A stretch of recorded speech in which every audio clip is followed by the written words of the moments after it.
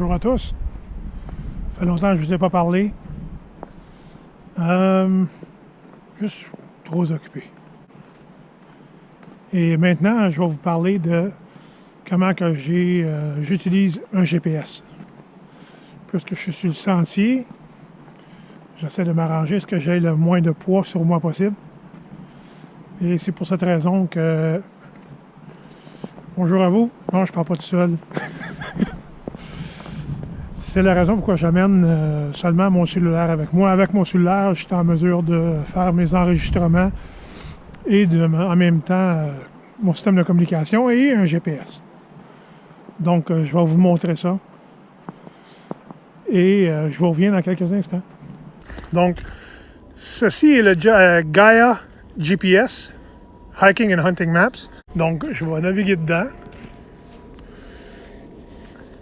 Là, vous allez voir où est-ce que je suis, la direction que je marche. Vous pouvez voir, là, je suis sur un semblant de petit sentier en ce moment. Puis la direction de la flèche m'indique le chemin que je fais. Là, vous pouvez voir que je me déplace lentement. Le point rond au centre avec les lignes en haut, juste en dessous de l'heure, indique que le point est au centre de votre écran. Et naturellement, si je m'arrête complètement, vous allez voir la current speed changer à absolument rien parce que j'ai arrêté de bouger. Donc, pour les besoins de cet enregistrement, là, vous voyez, j'ai arrêté de bouger. Je vais me revirer de bord. Vous pouvez voir la boussole réagir. Là, je m'en vais vers le sud, comme vous pouvez voir. Dans mon cas, moi, je veux savoir où est-ce que je suis, où est-ce que je passe, où est-ce que le sentier a passé, puis où est-ce qu'on s'en va, puis comment loin je suis du sentier. Donc, en haut à gauche, en dessous de la loupe, je vais faire « Record ».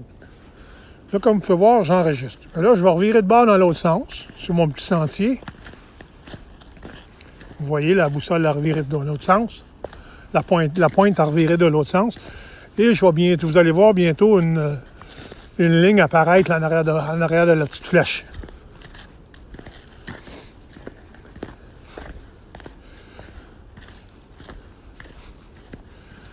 Fait que vous voyez la ligne commencer à se dresser. Je peux changer la ligne, etc., etc. La flèche, c'est sûr que la flèche, là, elle a changé de bord un peu.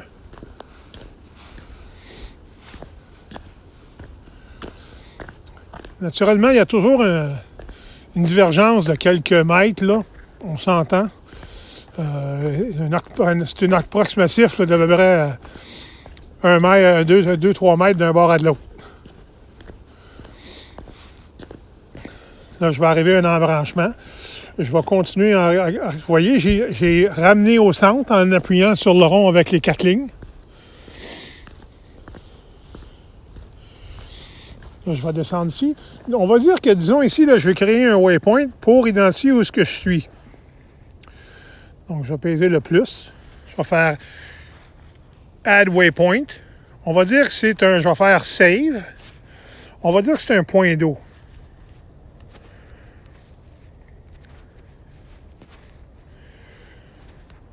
Je vais l'appeler le point d'eau 1. Je vais le sauver. Et vous voyez, je viens de le créer, c'est le point d'eau 1. Pour le faire disparaître, je repèse dessus, puis ça le fait disparaître. Là, si je continue ma petite marche,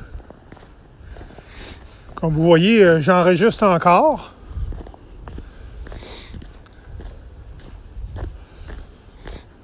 Je vais tourner vers la droite, là, ici.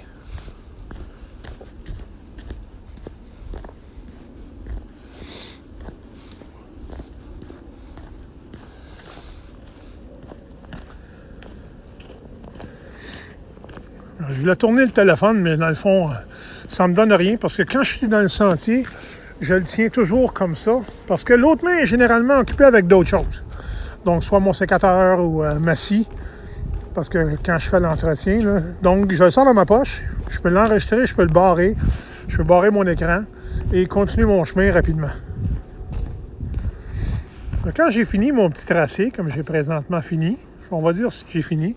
Je vais repaiser vous voyez, on est rendu à 2 minutes et 53.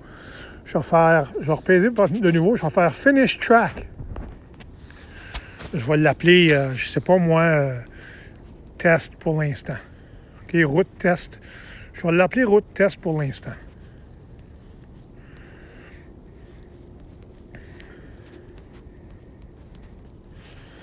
Et j'appuie sur Save.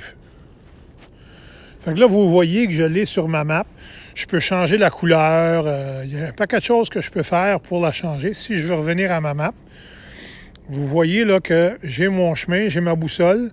Là, si je tourne avec mes 2 doigts, vous voyez la boussole, là, je pointe vers le nord.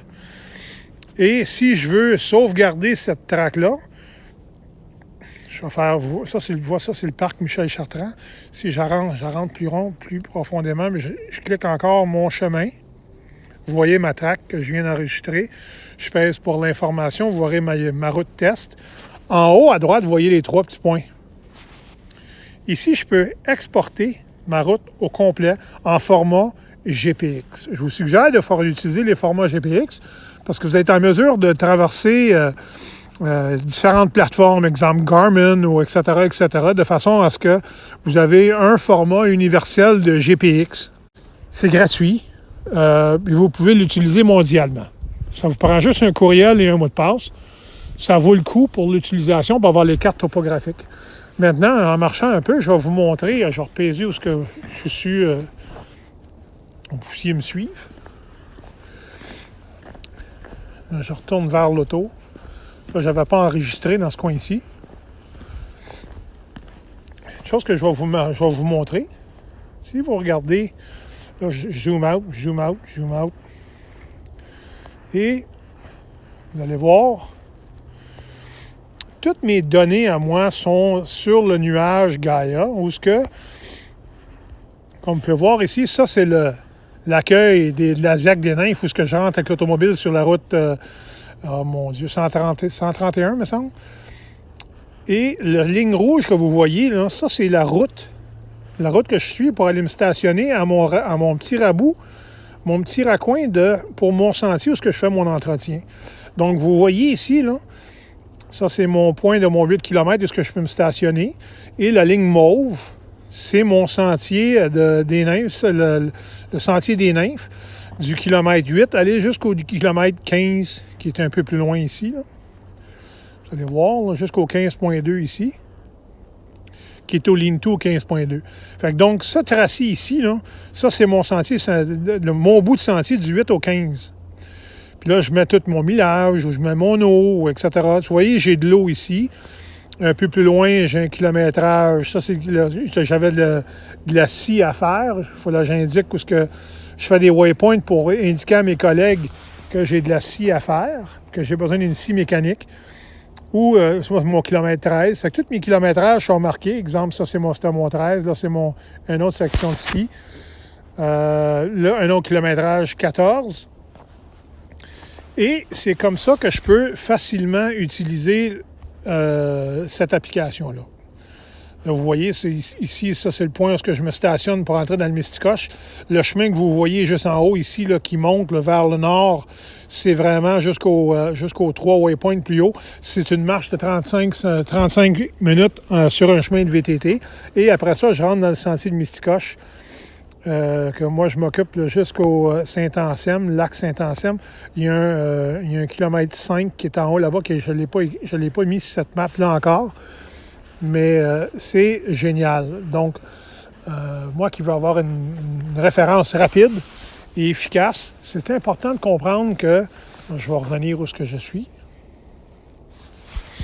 C'est important de comprendre qu'il n'y a absolument rien, j'ai bien dit rien, qui remplace l'utilisation d'une boussole et une carte topographique. Donc, c'est essentiel que vous ayez des connaissances au niveau de la boussole et d'une carte topographique que vous avez avec vous du secteur où ce que vous êtes. Moi, dans mon cas, j'ai la carte du sentier en format électronique. Je l'ai en format papier. J'ai ma boussole avec moi. Je connais mon paclin, mon raccoin. Je peux voir où je peux faire mes références avec ma boussole, etc., etc. J'ai pris un cours de base avec l'aide de Rando Québec, que le cours a été donné avec un site qui s'appelait Face au vent. Je vais mettre les deux références de Rando Québec et de Face au vent dans la description plus bas. N'hésitez pas d'aller voir. La ressource est extraordinaire. Le cours était très, très, très bien. Je l'ai fait avec mon garçon l'été dernier et ça a valu vraiment, vraiment le coup. C'était vraiment génial, vraiment plaisant et très informatif. Bon, de retour. Et voilà, vous pouvez voir que en utilisant un logiciel sur votre téléphone gratuitement, vous êtes en mesure de avoir un excellent mode d'utilisation du GPS, même s'il n'y a pas de réseau cellulaire dans le coin. Ça fonctionne vraiment bien. Ça fait des années que je l'utilise. Avec la nouvelle version qu'on a présentement, on est tout de même encore capable de l'utiliser gratuitement pour l'instant. Je crois que c'est pour 2 ans et pour l'instant, en novembre 2018. Mais j'ai entendu parler comme quoi qu'il y avait des chances que ça reste gratuit pour toujours, pour les fonctionnalités qu'on a besoin. Donc, j'espère que vous avez aimé ça et me laissez des commentaires. Et ça me fait plaisir de vous répondre. Merci beaucoup d'être avec moi. Merci et à bientôt.